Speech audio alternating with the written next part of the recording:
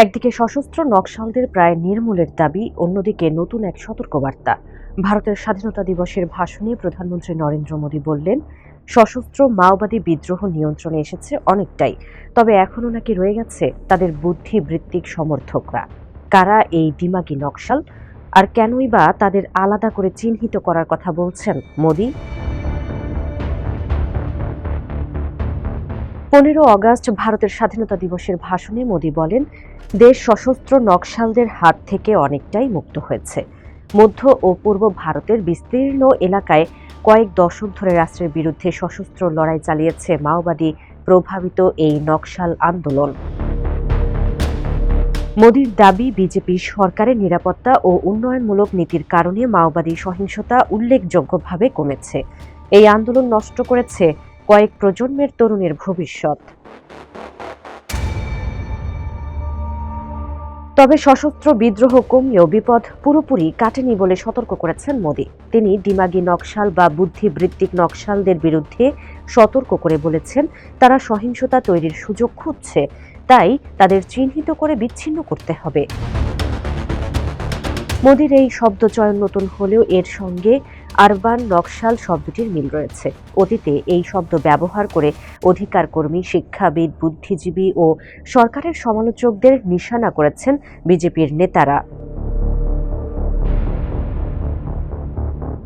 মোদীর এই বক্তব্য এমন সময় এলো যখন কয়েক সপ্তাহ আগেই তরুণদের নেতৃত্বে একটি আন্দোলন তার সরকারের জন্য তৈরি করে শক্ত চ্যালেঞ্জ।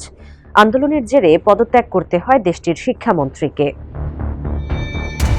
তবে স্বাধীনতা দিবসের ভাষণে সরাসরি ওই বিক্ষোভের কথা উল্লেখ করেননি মোদী, বরং তরুণদের জন্য কৃত্রিম বুদ্ধিমত্তার বিষয়ে প্রশিক্ষণ ও প্রতিযোগিতামূলক পরীক্ষার জন্য বিনামূল্যে অনলাইন কোচিংয়ের মতো উদ্যোগের কথা তুলে ধরেন তিনি।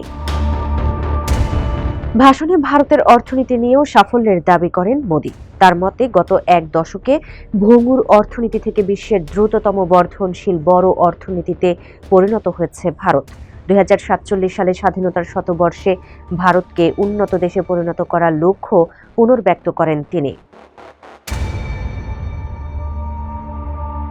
তবে সরকারের নকশাল বিরোধী অভিযানের সমালোচনা করে আসছে বিভিন্ন মানবাধিকার সংগঠন।